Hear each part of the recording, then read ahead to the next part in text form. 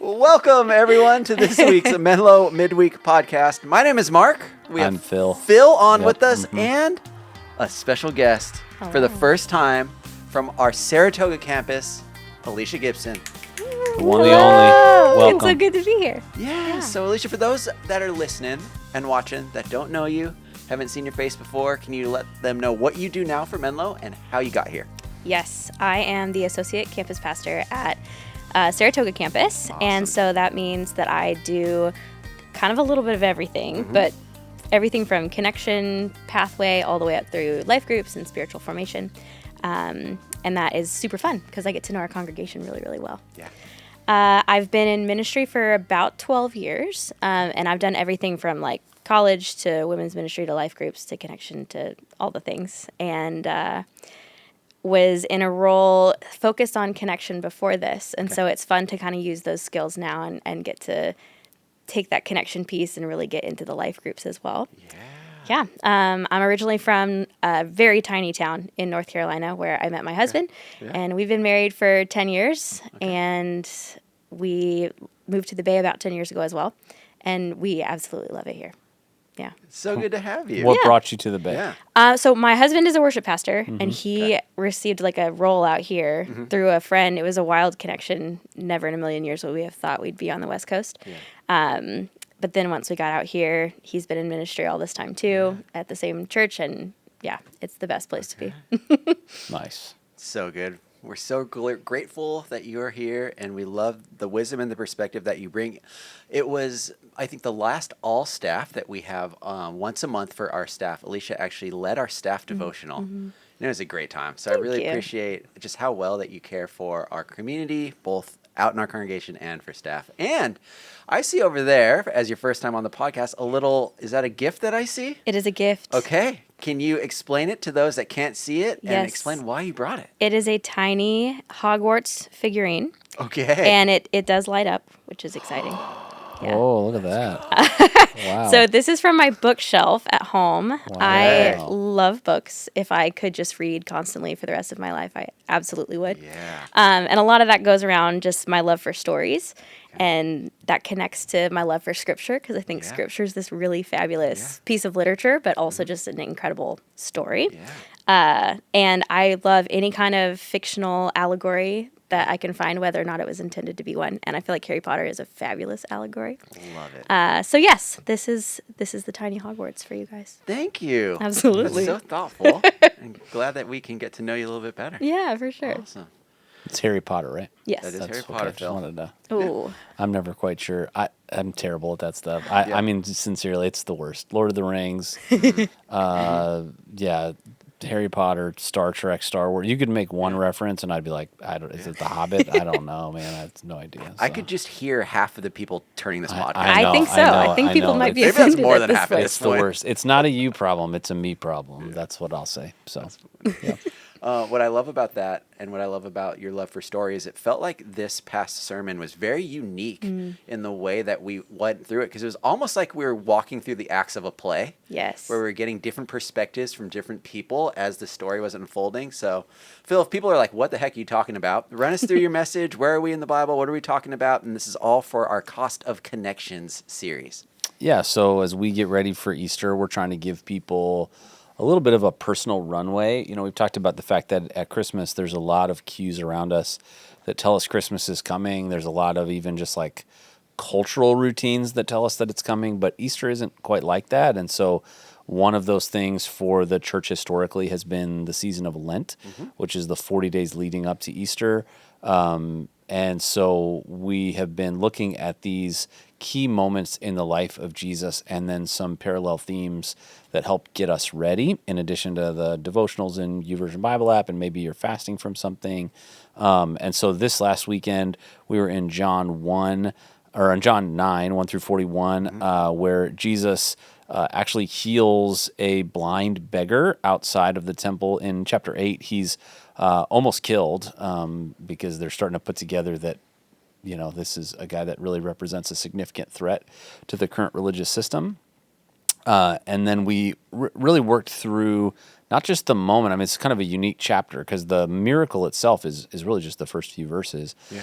And the bulk of the chapter is the way that people around this beggar who was born blind respond to it. And if you know John, every writer in the New Testament brings kind of their own vantage point, their own perspective. The Gospels are like that for sure. They even bring sort of their own personality to it. And John is at times pretty succinct. And so this feels like a very stretched out narrative for John. And so I just tried to identify what are the aspects of each person in the story around the blind beggar and what are the lessons that we can learn from each. And those lessons all kind of pivoted around this idea of suffering. And growing up, I thought it was always so weird. One, to think like Jesus would spit and make mud and rub it on someone's face. For sure. But then also like to connect this to suffering and to try to like enter into each perspective and see how they interact with that same facet. And it's almost like we're looking at the story through different lenses and through different eyes and different perspectives about suffering itself. And so it was always hard for me growing up, similar to what illustration that you used in your message of you had a worship leader friend that you worked with who was involved in an accident. And there are so many questions as to why. Yeah. I had something similar like that happen to me too with one of my friends growing up. And it was really hard to like, God, why, how is this okay? Totally. And so it was a great reminder, Phil. Yeah. And so I just love for you too, to like expand a little bit more about that. How has like the suffering, how have you seen suffering in your life? We've heard a little bit about it throughout the messages that you've given. You've shared about your brother in this as well. And it feels like you uniquely have a great perspective on how to, for those that might get asked this question as Christians, why is suffering okay? Why does God allow suffering? Totally. Well, I think what's really important is to understand the difference between a like philosophical question when someone asks that, Yeah. and then just like a personally empathetic question. And I Yeah. think sometimes as Christians we get in trouble because we answer it philosophically, but it's really a personal empathetic question. And I would say assume it's personally empathetic. Even if someone's asking you and they're asking it like it's a theological debate. I think the disciples got into that spot in the text where you're like, bro, he's a human being. He's right here, man. And so I think when someone asks you, why does God allow suffering? I would just answer it in a question that really continues the conversation, because there's a pretty cold and sterile answer. Like I can give you the theological answer for why God allows suffering. We look at a broken world in which God gave humanity in Genesis the opportunity to choose for him or choose against him. We chose against him. Sin entered the world. We're living with the consequences of entropy in a world where sin pervades everything, everywhere, including humanity. And God's patience extended through Jesus has allowed pain and suffering to extend so that we might, by his grace, choose to follow him before he brings about new heavens and new earth. That's the reason that suffering exists. That's the theological answer. Like, well, why does God allow suffering? Because he wants to allow you. Like that's the theological answer. Like he wants to allow me. Yeah. But that's not helpful. That's not empathetic. Right. And so, if I was, when I was a kid, I was in an abusive home. If someone would have said, well, God is demonstrating patience towards humanity, so that's why it's okay for you to have a neglectful and abusive relationship with your father. I would have been like, well, thank you so much for that theological answer. That really helps. No, I would have been devastated. And so I think just being with people to say, in the specific moment of what you're going through, I don't know what God is going to do with this. I don't know the exact reason from a sovereign perspective that God's allowed this in your life, but I'm sorry. I think, I don't think, I know this to be true. God didn't want that thing to happen to you because he didn't want sin to enter the world at all. It doesn't mean that he's removed from you. It doesn't mean that he doesn't love you. It doesn't mean that he can't use this, but I'm so sorry. Please tell me more about it. Can I pray for you? I think that is so much more of a helpful place to lead with, even though there may be this kind of, 30,000 foot answer we can give. But I mean, I've talked about my life a little bit and some of the, suffering of what that's looked like for me. Alisha, I'd be curious for you when you think about, whether that's reflecting on your own life or somebody coming up to you and asking a question like, hey, here's the thing that happened in my life. why is God letting bad things happen to good people? Why does God allow suffering? How are you approaching that? Yeah, I think the way it resonates the most, just within my own story, is my own journey with mental health, with anxiety, and I think I've related in walking with other people, especially folks who are going through chronic illness as well. This idea of like, why does God allow ongoing suffering? And I've always loved John 9 for that reason, because he's talking about like this ongoing suffering. And I really resonate with the idea of like, how do you kind of sit with someone in their pain as opposed to trying to solve their pain for them? Because the philosophical answer isn't going to fix it. Right. But I think, at least for me in my own story, in like the depths of dealing with depression and anxiety, it's been asking the question of, I don't necessarily understand why this is happening, but do I believe that God is still who he says he is? And I had a mentor at one point who said, God is either completely who he says he is, or he's not. And so he's either completely good or he's not. And so holding on to the idea of like God's goodness and his love and his nearness to us in our suffering, I think has been something that's really gotten me through those spaces.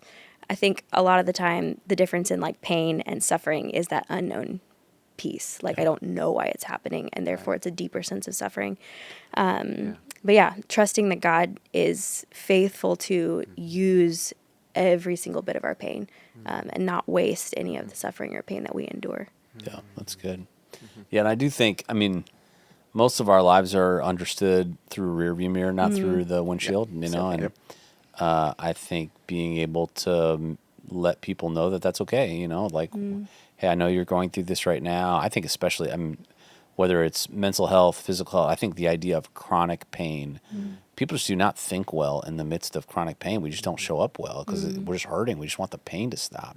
And I do think that distinction of, can I sit with you in it, even if that's not going to solve it for you? I think that's, I mean, when you think about the core way in which Jesus was described, Emmanuel, God with us, he came and ultimately delivered the like kind of the answer that we as humanity would need, but it didn't immediately fix the problem, you know. And so it's interesting. One of the things that I can look at a text like this and think about is he healed this one blind person. This was not the only person who had physical limitations that Jesus walked by that day. So you have this person. Was he the most deserving? I doubt it. I don't know. But in the sovereignty of God, he's the one that got healed. And so put that in your theology, right? You're going like, wait a second, Jesus, hold on. I thought you were going to heal everybody.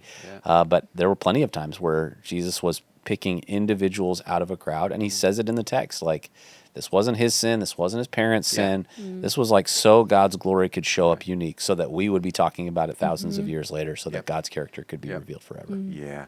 I was going to ask you to unpack that a little bit more of this idea of whose sin is it? Is it that question is such a loaded question. Totally. And Jesus just gives a very succinct answer to it. And so help us understand a little bit more of that. Yeah, well, I mean, the one side of it that I think probably people are maybe familiar with is the sort of generational cursing that exists in the Hebrew Scriptures. Maybe you haven't heard it framed that way, but the sixth and seventh generation visitation, depending on the specific sin, was pretty normal. Like it was this understood idea. There were ways in which that generational sin needed to get broken. In the Hebrew Scriptures, I would say that in Jesus, by the way, generational sin like that does not exist. So people that are like, we needed to break the generational sin. I mean, I think in principle, do we have things that pass from one generation to another? Absolutely.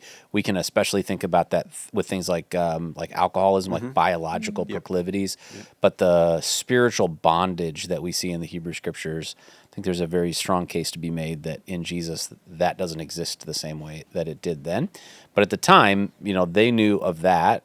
And then I mentioned sort of this other idea that had grown up at the time, which was new to me actually in my study for this, was prenatal sin. Oh, interesting. Which, you know, if you have ever had a child or, you know, someone close to you has had a child, you know, some kids are like kicking in the womb and getting mad. And the idea would be like, this child is rebellious in the womb, already sinning.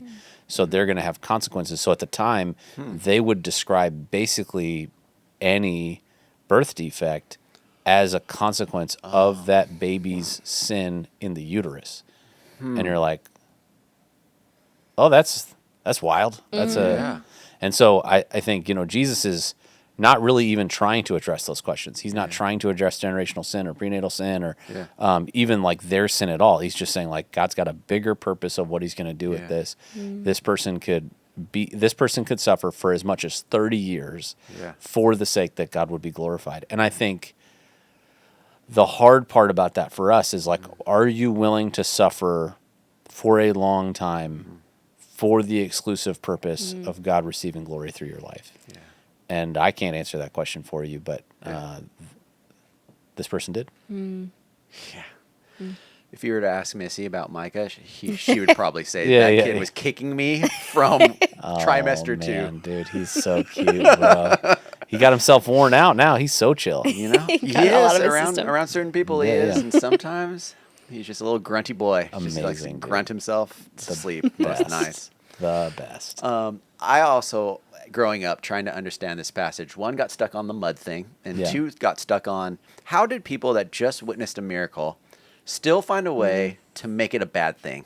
Totally. Yeah. Like, it just didn't make sense to me. Yeah. And so if people are like, what are you talking about? We're talking about the Pharisees. And when they observe this, they're like, that guy did work on the Sabbath. So what does that mean? Why do they have a problem with it? Well, I mean, the funny part is they don't say it didn't happen. Right. Like the neighbors are like, well, maybe this was a different guy, right? Like maybe the guy we thought was here, this is like his brother that we didn't know or something, and this guy can see. Which that argument I actually can kind of get behind. That one sort of makes sense. Yeah. The fault-finding Pharisees are like, you worked on the Sabbath, how dare you? And you're like, bro, what are we talking about right now? Did you see what just happened? Exactly. That is insane. But you have to understand the context of how seriously they took the Sabbath. Okay. So, inside of the Hebrew Scriptures, we have hundreds of rules and commands, but then they would add thousands more, and then eventually they would get put together in this collection called the Mishnah that I've mentioned before. And so in that, the level of specificity that existed for what you're allowed to do and not allowed to do on Sabbath is wild. And so the Mishnah just means the fence. And the idea was, hey, if we could build a fence around the law, then this fence will protect you from ever breaking the actual law, which is like a good idea in general, right? You probably have some fence-like practices like that in your life. The problem was over time, the religious leaders, they started to treat the fence like it was the law, and the lines got really blurry. Yeah. And so when they're saying, hey, you broke the Sabbath, what they're really saying is you broke the fence. Jesus never broke the law of God. And so in this particular instance, Jesus spitting, this is how crazy it is. Jesus spitting, not breaking the Mishnah. Jesus rubbing that spit together or allowing that spit to roll down the dirt. That's what's violating the Sabbath rules. Which, like, the stuff that you were allowed to do or not do is crazy. If someone broke a leg on Sabbath, you couldn't set it till the next day. What? It's wild. Very wild. And so when Jesus says, hey, the Sabbath is for man, like the Sabbath is made for man, that's what he's talking about. He's like, you've missed the point. Like, you've lost the plot. But yeah, they absolutely, and I think, unfortunately, we look at this and go, how could they do this? And I think in a secular, humanistic, Western context, how often do we miss miracles happening right around us too? That, I don't know, but. Preach. How would Jesus describe the Sabbath? So we have the Pharisee version, which is make rules, make laws, make sure that this fence is built and observed. If Jesus was to rewrite that and give us some language around when I talked about Sabbath, my father talked about Sabbath, this is what he meant. What do you think those would be? Yeah, I mean, I think the easiest passage to think about the Sabbath, Jesus says, all you who are weary and heavy laden, come to me and I'll give you rest. My yoke is easy and my burden is light. Well, the yoke, that's not like a physical yoke. That was like the way that rabbis talked about their specific approach to teaching, their interpretation of the law. Right. And so he's saying, I don't add stuff. That's what Jesus was saying. Yeah. And I think he was pointing back to this, like, I think it's the Eugene Peterson translation of that text, the unforced rhythms of grace, right? Like, and I think it's, I think it's John Mark Comer talks about upstream and downstream spiritual practices. Upstream spiritual practices are like pretty hard and difficult. Downstream spiritual practices are like, oh gosh, I could just lay in this and chill. This is fantastic. That's what the Sabbath is supposed to be. And I think about it. I don't think Jesus would probably explain it this way, but I would say if when I think back to the way I drove cars in high school, which was very fast, if I never drove that car slow, the engine of that car was going to burn out a lot faster. And so it was like you could go pretty fast for short periods of time, but then you needed to like come back down. The car needed specific care to be able to prolong its life.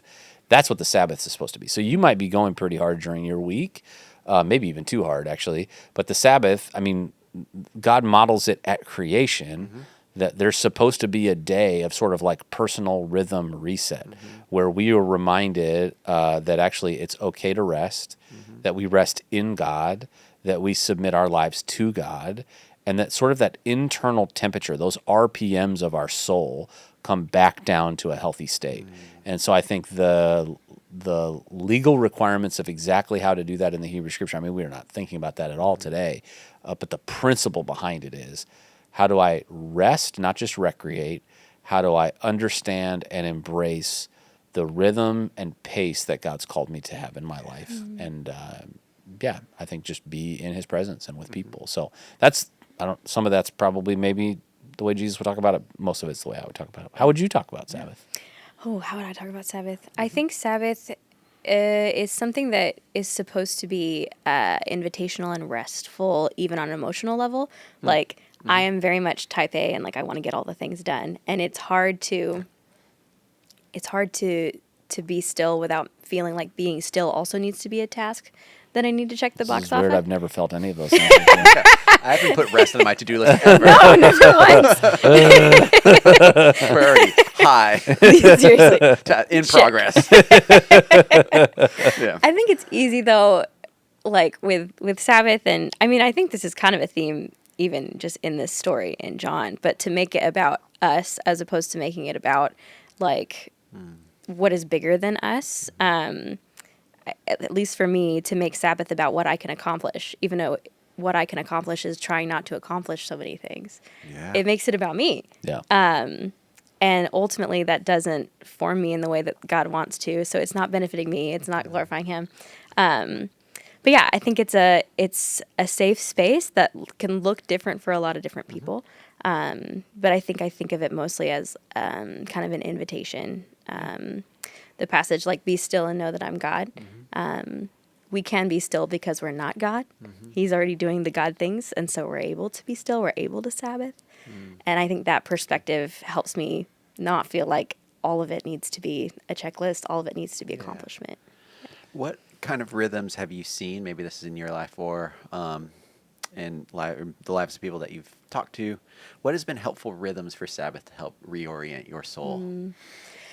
Yeah, it is interesting coming into the Bay Area culture from the South, because we're real slow in the South, and then you come here and everything is really fast paced. And I feel like it's been it took me a few years to kind of reorient myself to practicing that in a culture that's faster paced. For me though, I feel like one of the biggest things that's helpful is noticing when I'm hurried, and even taking like little moments to be still. So a current thing that I'm trying to practice this year is I get in my car and I'm like, okay, I have this much time to get to the place and sit in the traffic for all of the time.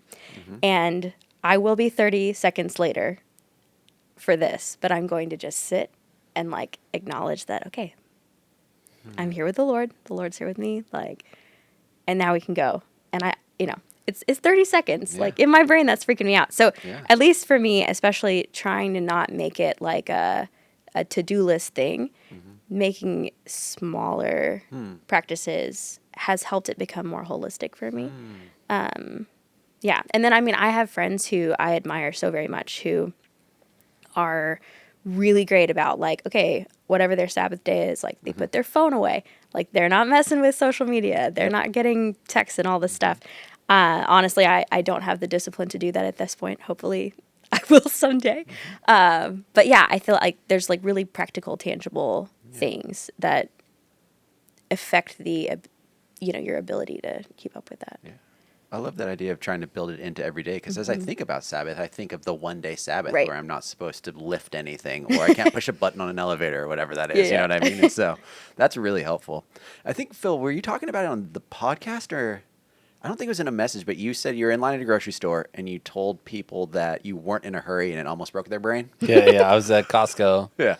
And That's right. That's Mark, Costco. Tim, and I Yeah. were picking up a giant TV that we're using as like a signage thing at one of our buildings.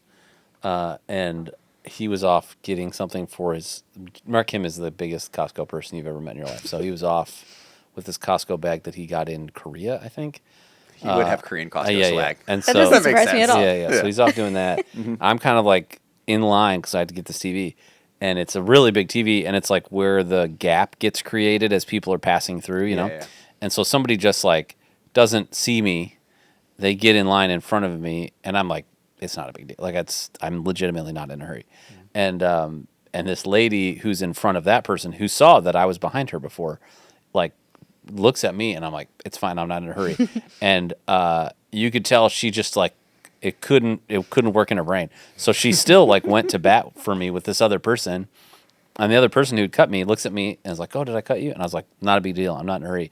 And they're like, "Whoa!" And then eventually they left. They like went somewhere else. And I was like, "Guys, I'm not bad under the surface. I'm really genuinely fine." So yeah, I mean, I think that the idea of how can we live unhurried.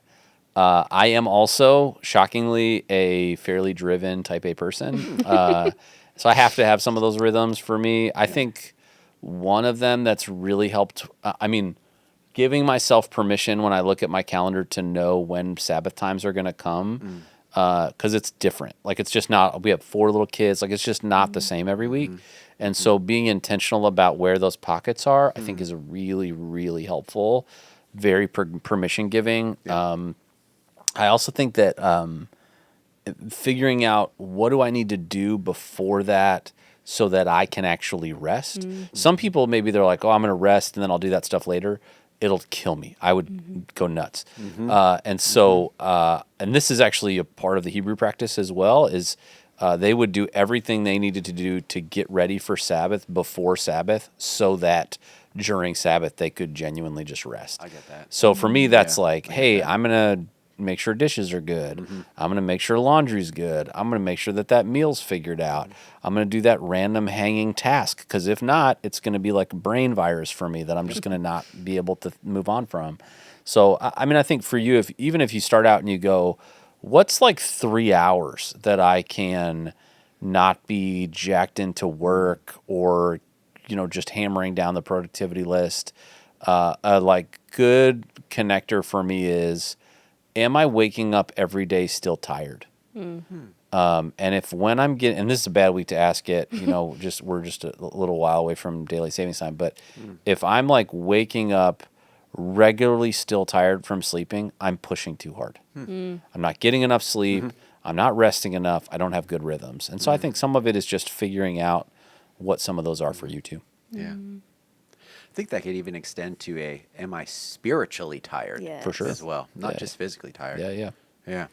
I think scripturally, there is no difference between feeling tired physically and feeling tired spiritually. I think that we are far more integrated in those two areas than we want to admit. Absolutely. So, as I talk to someone who's not getting enough sleep, My it's eyes, every can you day. see my eye literally twitching? Right now? Yeah.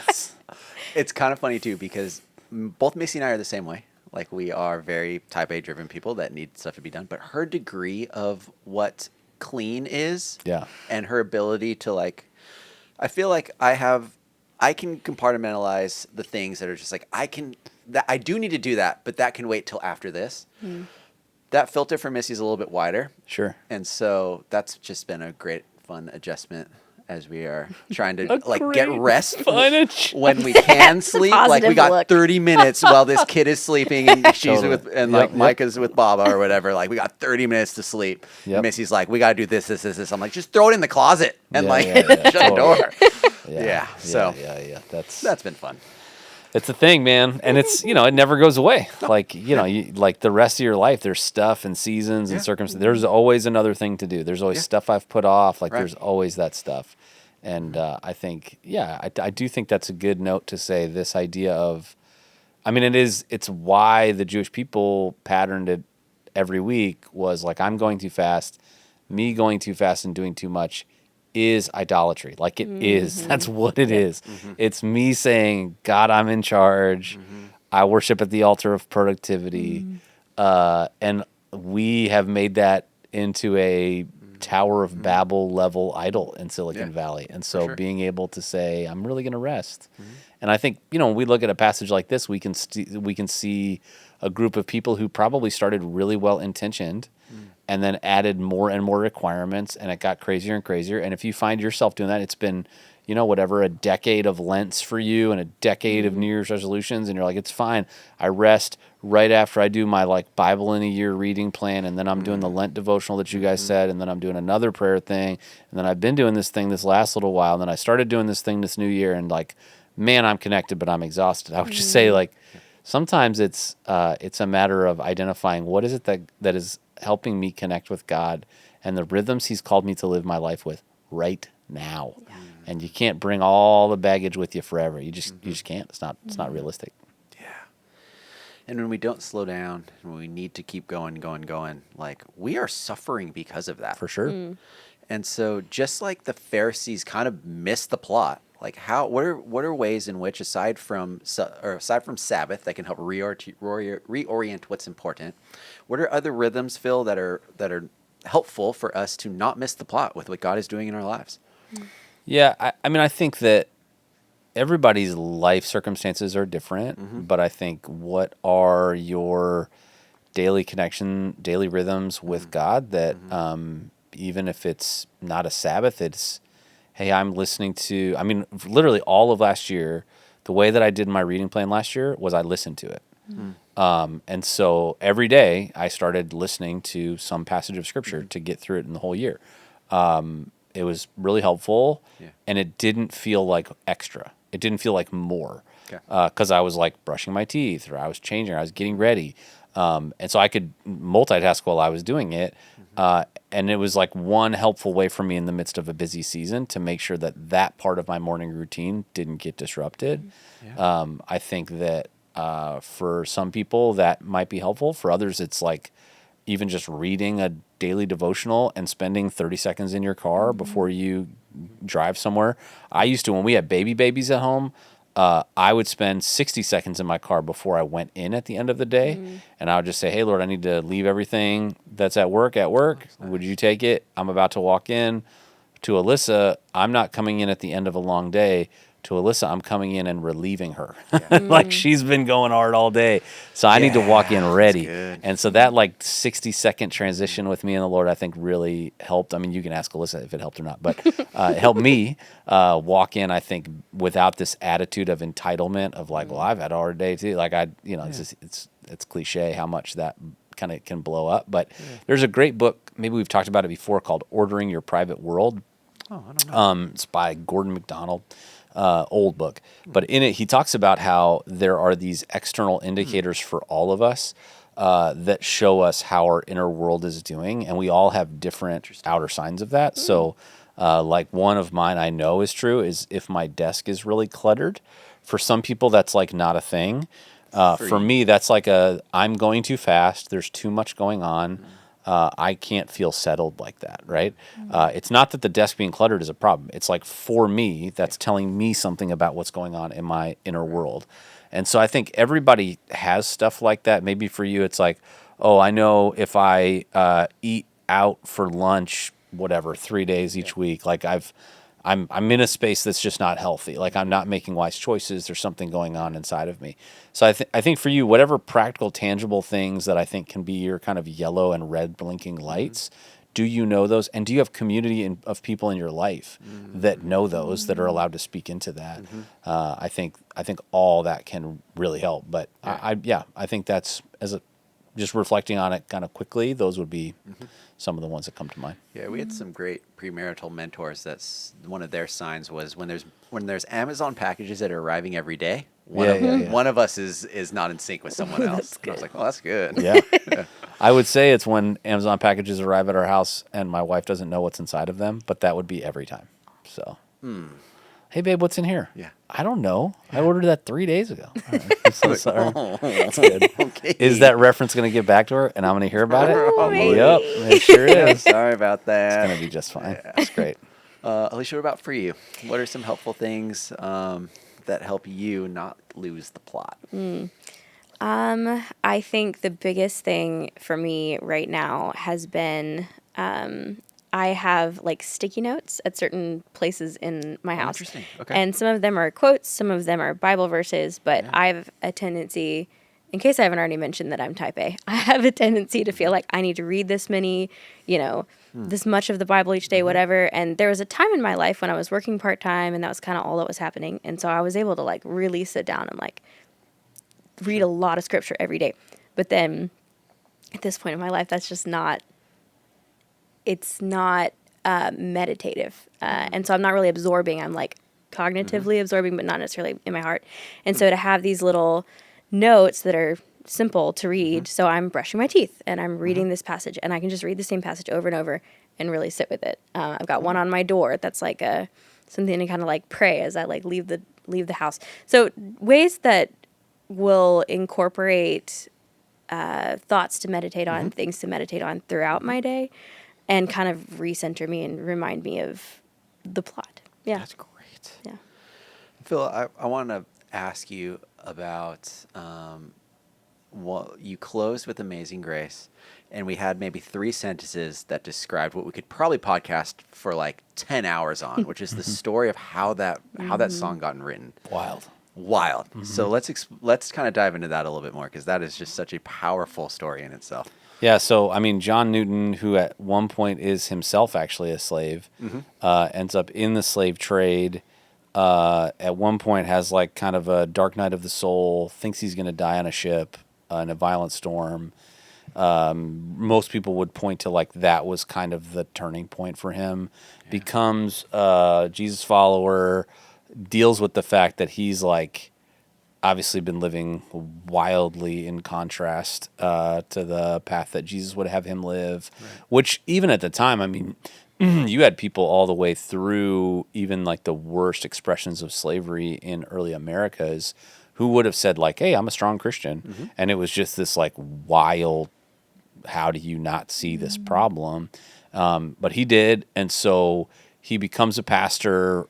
His life really changes. And then he was in this habit. Nobody get any ideas. He would like write hymns all the time for his church. It was like a totally normal thing. So he's like preaching a sermon, doing normal ministry stuff, meeting with people, and like, oh, I'm just going to work on this hymn.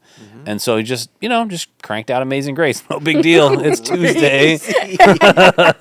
Now, back then, to be totally fair, he's a human being. Back then, it didn't have the melody that it has right now. A lot of people don't know that. It was almost like chanted the way that it was originally created. It was only later that it got the melody, and then it became obviously very popular. But he took, he pulled a few different things from his life, and then he pulled the passage from our text today. Wow. And, that line, I once was lost, but now I'm found. I was blind, but now I see, as the second half of the first verse of Amazing Grace. And for me, those lines are always really special. I've talked about my mom before. Great is thy faithfulness, Amazing Grace. Like these were my mom's like favorite songs. Yeah. And my mom, I don't know if I've mentioned this before, my mom could not sing at all. And so I loved going to church with her. It was really sweet. And I would lean down to her. This was just like my relationship with my mom. She's like this snarky little Jewish lady. She was like 5'2" in heels. I mean, very short lady. And I would say, hey, it's a really good thing that God can see your heart because you sound terrible. That was just what our relationship. And she would laugh, and then she would pinch me with her little nails. It was great. It was a great relationship. And so when I go back to these songs, it really reminds me of my mom, makes me miss her. But I think hopefully for people, you're creating mnemonic devices where the next time they hear that, the next time they see that, the next time they experience that, they're brought back to this reality of like, oh yeah, when I experience suffering, the purpose of it may not be punishment. The purpose of it may not be arbitrary. Actually, God could very well be shining something through in my life that others would see it and God would get credit for it that wouldn't be possible without this. Yep. And hopefully this text and this week helps them to see it. Yes. Ironically, giving us eyes to see for the guy that was blind. Great. And the guy they asked directions for or from. Amazing, right? That was so funny. I never thought about that before. I never thought about He's that. like, guys, I literally don't know how to describe the Like, objects that we're where talking even am about. I? Yeah. I don't know what a way is, but Yeah, Right. yeah. maybe there. Yeah, I it don't know. sounds like it's that way. Like, There you go. yeah, it's amazing. Exactly. Yep, So funny. and he's like blind from birth. Yeah. It wasn't like Yeah. that's a very different experience. Very. Very different experience to go like, I have a memory of the past. When I hear things or feel things, it connects in my brain to remembering to see it. Right. The like psychological ramifications of now you see everything all at once would feel Yeah. crazy. Like just a whole new sense you didn't have before. Yeah. Yeah, Wild. unreal. Yeah. Well, Alisha, thanks so much for being on. Yeah, for Yeah, sure. it Thanks was for having great me. having you. Absolutely. So good. Yeah. Phil, anything else that we want to talk about or cover? Well, we have a couple things going on. Yep. This upcoming weekend, we will have all, Lord willing, please, Lord in heaven, Jesus, please. We will have all new cameras Yes. live at Menlo Park, which means that if you're at Menlo Park, everything will look a little different. And if you're at a campus, hopefully everything will look better. Specifically, if you're at Saratoga, we have some issues. We've been running kind of multiple camera systems and a whole bunch of infrastructure that needed to get changed out. So you can be praying for that as those details get finished up this week. We have obviously For the Bay 5K coming up at the end of the month. So if you've not signed up to serve or run or walk or roll or be carried or sit in a chair or whatever, it'd be really fun to have you there. I'll be there. And then if you're not on the Lent devotional yet, it's not too late. Go grab it at menlo.church/connect or through the YouVersion Bible app. Yep. Awesome. Have I covered all the things? You covered all the things, Phil. Yeah. You've covered all the things. Thank you. And pray for our leaky buildings, too. Oh, We've got some leaky buildings that we're trying to get sorted with all this rain that's coming through. seriously, yeah. But again, everyone, thank you so much for journeying with us towards Easter together.